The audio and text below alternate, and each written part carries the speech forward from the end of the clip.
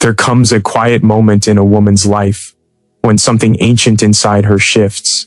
It does not announce itself with anger or drama. It arrives calmly, almost gently. She realizes she is tired, not of loving, not of caring, but of explaining herself to those who never truly listened. This is the moment she no longer explained her boundaries, not because she became cold, but because she became clear. What once felt like guilt now feels like self-respect. What once demanded words now requires only presence. This change is not rebellion, it is awakening.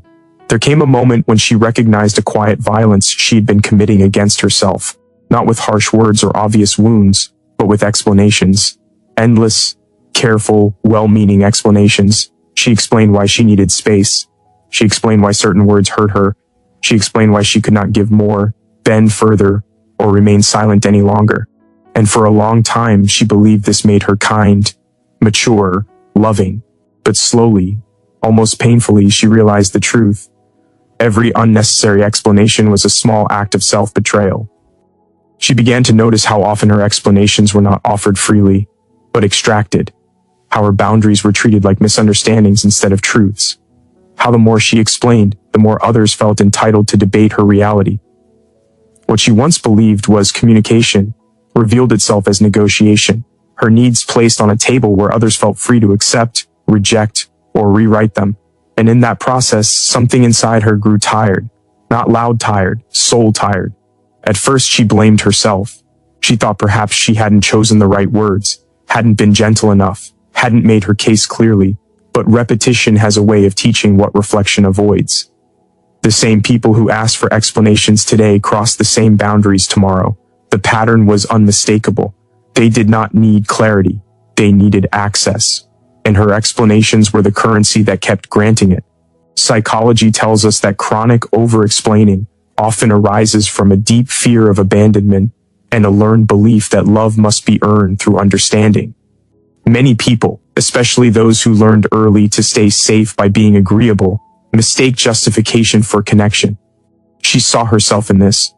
Every explanation was an unconscious plea, please don't leave if I choose myself. But what she was really saying was, I will soften my truth so you can tolerate it. And that was the betrayal. She realized that a boundary that requires constant explanation is not a boundary. It is a hope. A hope that someone will suddenly care enough to change. A hope that if she explains it one more time, they will finally see her. But boundaries were never meant to teach others how to love us. They exist to protect what is already sacred within us. There is a quiet dignity in restraint, and she had been denying herself that dignity by overgiving her reasons. She noticed how differently grounded people moved through the world. They did not explain themselves excessively. They stated and they stood. Their no did not tremble. Their silence did not apologize. And it wasn't because they were cold or cruel. It was because they trusted their inner authority. So she began slowly to withdraw her explanations, not all at once. At first, it felt terrifying. Her body reacted as if danger were near. Her chest tightened when she said less. Her mind raced, imagining rejection, misunderstanding, loss. This fear was old. It belonged to earlier versions of herself who learned that being accepted required being understandable at all costs. But each time she resisted the urge to explain, something new happened. The world did not end. Some people pushed back, confused by her sudden brevity. Others revealed their true expectations. A few surprised her by respecting her instantly. And through it all, she felt something unfamiliar growing inside her, self-trust. She understood then that over-explaining was never about clarity. It was about control. Not her control over others, but others' control over her. As long as she explained, they could question. As long as they could question, she remained unsure. When she stopped explaining, she stopped handing her power away. This did not make her unkind. It made her honest. She still cared deeply. She still listened. But she no longer volunteered her inner world to those who had proven they did not know how to hold it. She learned that people who respect you do not require you to bleed logic to justify your pain. They feel your boundary and adjust. Those who demand explanations are often seeking loopholes. Her silence became a teacher. It taught her which relationships were built on mutual respect and which were built on her self-sacrifice. Some connections weakened, others dissolved. But what remained felt clean, real, spacious. For the first time, her relationships did not require her to disappear in order to exist. There is a profound shift that happens when a person realizes they do not owe everyone access to their inner reasoning. Explanations are intimate. They are fragments of one's inner life. Giving them indiscriminately is a form of emotional exposure without consent. She learned to protect that intimacy. In reclaiming her right not to explain, she reclaimed her wholeness. Her boundaries were no longer defensive walls, but natural edges, clear, calm, unquestioned. She moved differently now, not louder, not harder, but rooted. And in that rootedness, she finally understood. When you stop explaining yourself to those who refuse to understand, you stop betraying yourself and begin, at last, to stand on your own ground. There was a time when she believed that every boundary required a conversation, every limit needed careful explanation, and every discomfort had to be translated into language that others could accept. She thought if she could just find the right words, the right tone, the right emotional balance, people would finally respect where she stood. But life, in its quiet persistence, taught her something deeper. Boundaries are not meant to be argued. They are meant to be felt. She noticed how often her boundaries were treated like invitations to negotiate. A pause became a question. A no became a challenge. A request for space turned into a debate about intentions and misunderstandings. Each time she explained herself, the line she drew blurred a little more. And the more she talked, the less solid her boundary became. What she thought was communication slowly turned into self-erasure. At first, she assumed the problem was her delivery. She softened her voice. She added kindness where firmness was needed. She wrapped her limits in apologies, hoping they would be easier to swallow. But something inside her remained uneasy. Her body knew the truth long before her mind could name it. Tight shoulders, shallow breaths, a constant fatigue after certain conversations. Her body was reacting not to conflict, but to the betrayal of ignoring its own signals. Human beings feel boundaries before they understand them. Long before a child can articulate discomfort, they pull away from what feels unsafe. Long before words form, the nervous system decides. She began to trust this wisdom. She realized that when a boundary is real, it carries a certain weight. It is felt in presence, in consistency, in action. It does not need to persuade, it simply is. She saw this truth reflected in the people she admired. Those with strong inner grounding did not argue their limits. They didn't linger in explanations or seek approval. They moved in ways that made their boundaries undeniable. They left when disrespected. They paused when overwhelmed. Their actions spoke with a clarity word S could never achieve. When she began to live this way, it felt uncomfortable at first. Silence replaced arguments. Distance replaced justification. She felt exposed as though she were standing without armor. But slowly, something shifted. People responded differently. Some felt the boundary immediately and adjusted without a word. Others reacted with frustration, sensing the loss of influence. And in those reactions, she saw clearly who had been listening to her words and who had been relying on her flexibility. There is a psychological truth rarely spoken aloud. People who respect you do not need to understand every reason behind your boundary. They feel it and respond. Those who demand debate are often testing how much they can take. She understood then that explaining a boundary to someone who benefits from crossing it only teaches them where the weak points are. Her boundaries became quieter but stronger. She stopped announcing them. She embodied them. She ended conversations that turned circular. She did not stay where her presence was taken for granted. She no longer chased understanding from those committed to misunderstanding her. Instead, she allowed the natural consequences of her limits to speak. This was not avoidance. It was integration. Her inner world and outer behavior finally matched. And this alignment brought a sense of peace she had never known. Her nervous system settled. Her decisions became simpler. She no longer carried the emotional burden of company, convincing others to respect her reality. In relationships, this change was unmistakable. The people who valued her felt the shift and leaned in with care. They did not push. They did not probe. They sensed her edges and honored them. The ones who disappeared revealed that the relationship had been built on access, not connection. And though loss still hurt, it no longer confused her. She learned that boundaries are not walls meant to keep people out. They are signals that guide those who wish to come closer. When felt rather than debated, they create safety, clarity, and trust. They allow love to exist without fear of self-abandonment. In learning this, she stepped into a deeper form of strength. Not the loud kind that demands attention, but the grounded kind that commands respect through presence alone.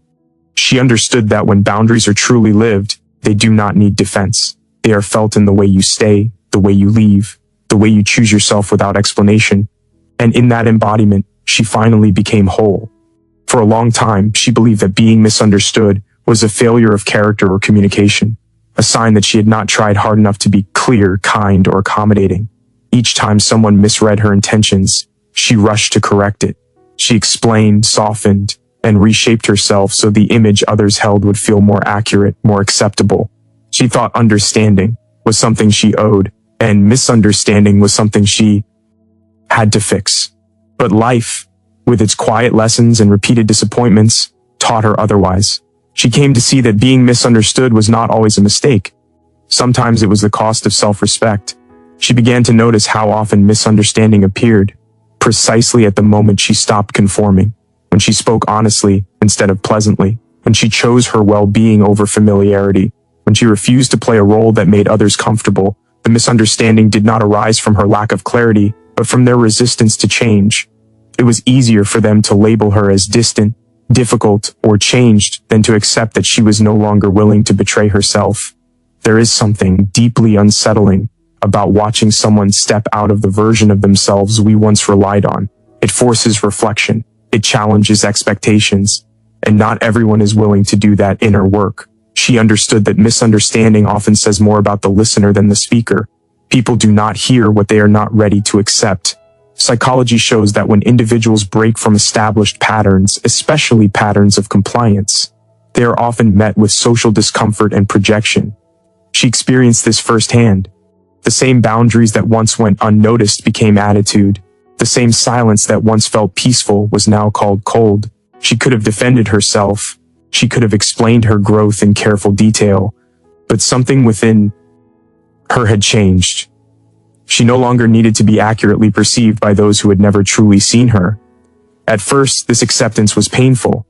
Being misunderstood can feel like erasure, like standing alone in a room where your truth echoes back distorted. Her instinct was to chase clarity, to reach out and say, "That's not what I meant. That's not who I am." But slowly she realized how exhausting that chase had been, how much of her energy had been spent managing perceptions instead of living her reality. She learned that self-respect is not loud. It does not demand agreement or applause. It is quiet, steady, and deeply internal. To respect oneself means to allow others to hold their opinions without letting those opinions redefine you. It means trusting your own inner compass, even when it points in a direction others do not understand. She also discovered a difficult truth. Being fully understood by everyone often requires becoming smaller, simpler, and less authentic. Depth is not easily grasped. Growth disrupts familiarity. When you evolve, some people will only recognize the version of you they benefited from. To move forward, she had to let go of the need to be understood by those who were invested in her staying the same. In her relationships, this shift was transformative. She stopped over-explaining her intentions. She stopped correcting every false assumption. She allowed silence to exist where arguments once lived. And in that silence, clarity emerged. Those who were willing to meet her in honesty stayed curious. They asked, not accused. They listened, not labeled. Others drifted away, carrying their misunderstandings with them. This was not rejection, it was alignment. There is a strange freedom in being misunderstood and surviving it. It teaches you that your worth is not fragile, not dependent on constant validation. It builds an inner stability that cannot be shaken by misinterpretation. She felt herself growing stronger, not hardened, but rooted. Her sense of self no longer wavered with every opinion. She came to understand that misunderstanding is often a mirror. It reflects where others are, not where you are. And when she stopped trying to clean every mirror, she finally saw herself clearly. Her values sharpened, her voice steadied, her choices became simpler. Accepting misunderstanding did not mean becoming indifferent. She still cared deeply, but she learned to care without self-abandonment. She learned that clarity offered once is communication, clarity offered endlessly is self-neglect. When she honored this, peace followed. In accepting that being misunderstood was part of self-respect, she reclaimed her energy, her direction, and her truth. She no longer needed permission to exist as she was becoming. And in that quiet acceptance, she found a deeper connection to herself than any external understanding had ever provided. For a long time, she believed that boundaries were dangerous things, fragile lines that, once drawn, would break relationships, invite conflict, and leave her alone. She had been taught, quietly, and repeatedly, that love meant endurance, that closeness required tolerance, and that saying no too clearly risked losing everything. So she avoided boundaries, or made them weak and apologetic. But life has a way of correcting illusions. Through experience her than theory, she realized a deeper truth. Boundaries do not destroy relationships, they reveal them. She saw it first in the subtle shifts. When she began to protect her time, some people grew distant. When she refused emotional labor that drained her, certain connections felt strained. At first, she panicked. She wondered if she was becoming selfish, cold, or unloving. But as the dust settled, she noticed something important. The relationships that weakened were the ones that depended on her overextension. The ones that remained grew clearer, more honest, more grounded. This realization changed how she understood loss. What left her life was not harmony, but illusion. Boundaries acted like light in a dark room, illuminating what had always been there but was easier not to see. They exposed dynamics built on convenience rather than care, on access rather than respect. And while exposure can feel painful, it is also liberating. You cannot heal what you refuse to see. There is a common fear that boundaries push people away, but in truth, they push away what cannot survive honesty. When she began to say no without apology, some people responded with anger or guilt. These reactions revealed expectations she had unknowingly agreed to for years. Her availability had been mistaken for obligation. Her kindness had been interpreted as consent. By drawing boundaries, she disrupted these silent contracts, and the disruption revealed who was there for her and who was there for what. She provided. She noticed how the people who truly cared adjusted without drama. They asked questions instead of making accusations. They respected her limits even when it inconvenienced them. Their presence felt lighter, safer. In contrast, those who resisted her boundaries often framed themselves as victims. They accused her of changing, of becoming distant, of no longer being the person they knew. In a way, they were right. She was no longer the person who abandoned herself to keep others comfortable. Psychological research supports this lived experience. Healthy boundaries are associated with higher relationship satisfaction and lower emotional burnout. When individuals stop overgiving, relational patterns recalibrate. Some bonds strengthen because they are based on mutual respect. Others dissolve because they were sustained by imbalance. This is not destruction, it is differentiation.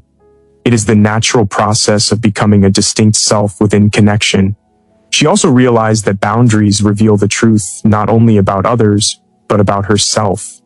Each time she held a limit, she learned more about her values, her needs, and her capacity. She discovered where she had been silent out of fear and where she had stayed out of habit. Boundaries became a mirror, reflecting her growth back to her. They taught her that self-respect is not a withdrawal from love, but a foundation for it. There were moments of grief. Letting go of familiar relationships, even unhealthy ones, carries sadness. But the grief was clean.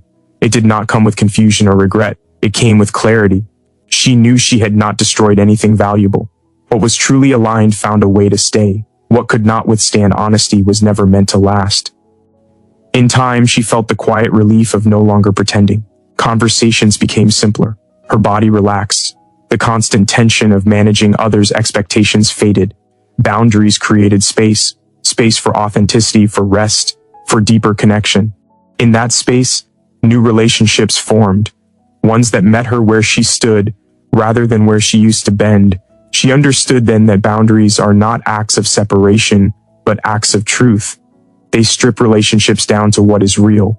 And what is real may not always be comfortable, but it is always clearer. When she stopped fearing that boundaries would destroy her connections, she stopped destroying herself to preserve them. What emerged was not isolation, but integrity. Not distance, but depth. By allowing boundaries to reveal rather than conceal, she stepped into a life where love was no longer measured by how much she endured, but by how fully she could be herself. For much of her life, silence had been associated with fear. It meant holding back, swallowing words, staying small to keep the peace. Silence had once been her survival strategy, a way to avoid conflict, rejection, or abandonment. It carried the weight of everything she wished she had said but didn't do. And because of that history, she believed that speaking less meant losing power. But growth has a way of reshaping meanings. Slowly, through experience, rather than intention, she discovered something that changed her relationship with herself entirely. Her silence was not weakness, it was integration. This realization did not arrive suddenly.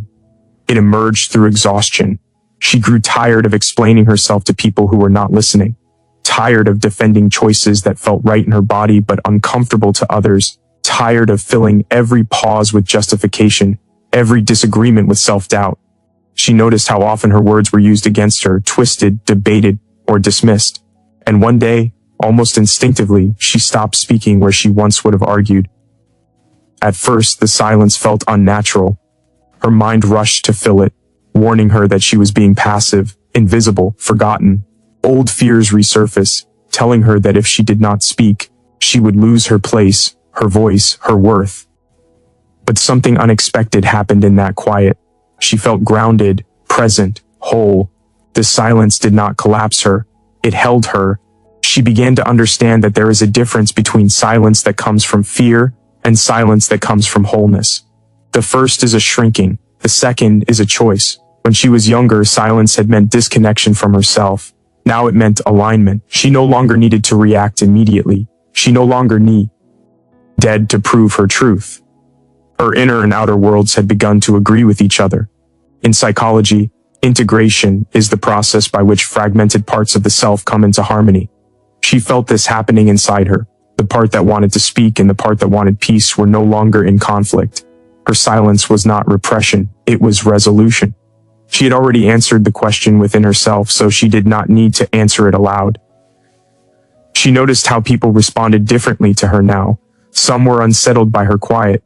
They were used to her explaining, accommodating, smoothing things over. Her silence removed their leverage. Without her words to push against, they were left to confront themselves. Others felt safer around her. Her presence carried weight. She listened deeply, spoke deliberately, and when she did speak, her words landed with clarity. There is a kind of authority that does not announce itself. It does not raise its voice or demand attention. It comes from internal coherence. She realized that when someone is integrated, they do not need to fill space to exist within it. Their energy speaks before their mouth does. Their silence sets boundaries more clearly than arguments ever could. She also learned that silence can be an act of self-respect. Not every thought needs to be shared. Not every misunderstanding needs correction. Not every provocation deserves a response. She began to choose where her energy went. This was not avoidance, it was discernment. She understood that reacting to everything was a way of giving her power away. There were moments when staying silent was difficult, when she was misunderstood, when assumptions were made, when the old urge to explain surged back. But each time she stayed grounded, she felt stronger. She trusted that what mattered would remain, and what required constant defense was not aligned with her truth. Her silence became a filter, revealing who was capable of meeting her at this new depth. She noticed changes in her body as well. Her shoulders relaxed, her breathing slowed, conversations no longer left her drained. Neuroscience tells us that when the nervous system feels safe, it no longer seeks constant expression to discharge tension. Her silence was a sign that her system had settled. She was no longer fighting to be heard because she had finally heard herself. This integration changed how she related to conflict. She did not rush to resolve everything immediately. She allowed time to do its work. She understood that clarity often emerges in stillness, not noise. Her silence created space for reflection, for truth, for others to reveal themselves. Most importantly, she stopped confusing silence with disappearance. She was not vanishing. She was arriving, fully, quietly, unmistakably. Her presence no longer depended on performance. She did not need to explain her growth, justify her limits, or narrate her healing. It was visible in how she moved, how she chose, how she stayed rooted even when the world around her shifted. In discovering that her silence was not weakness but integration, she reclaimed a deeper form of power. Not the power to dominate or convince, but the power to remain whole. And in that wholeness, she no longer feared being quiet, because she knew exactly who she was, even without saying a word. She no longer explained her boundaries because she finally understood this: the people meant to stay will feel them without being told, and the ones who don't were never meant to have access to her in the first place.